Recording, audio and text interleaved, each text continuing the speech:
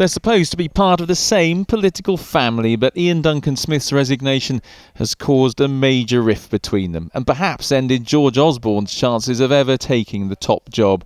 The Conservative family was already falling out over Europe. This now looks more like a civil war. It was his budget which last week set off this row, and today he should have been in the Commons to answer the opposition. He wasn't, but his boss was there to defend the government's whole approach. So securing our economy, extending opportunity, we will continue with this approach in full because we are a modern, compassionate, one nation Conservative government, and I commend this statement to the House. Earlier, George Osborne's opposite number had been unimpressed the Chancellor had sent along another minister in his place. I have some sympathy for the honourable gentleman, yet again sent out, Mr. Speaker, to defend the indefensible, whilst the Chancellor insults this House by his refusal to attend. David Cameron and George Osborne have been the double act leading the Conservatives for a decade.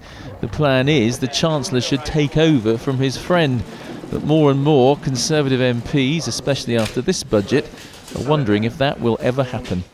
He is his sort of tactical brain, if you like, but it might have been kinder to have given him a job somewhere else. I mean, Chancellors don't often go straight in to be Prime Minister, and it doesn't always work terribly well when they do.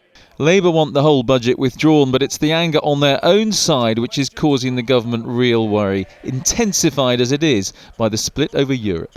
The EU debate means they think that they've got a little licence for some political violence against each other. Because we are at a period of Tory civil war. With the EU referendum campaign, it semi-formalises something which is bubbling under the surface for quite some time. This began with a row over cuts in disability payments. In just a few days, it's grown into something so much bigger. Andy Bell, 5 News.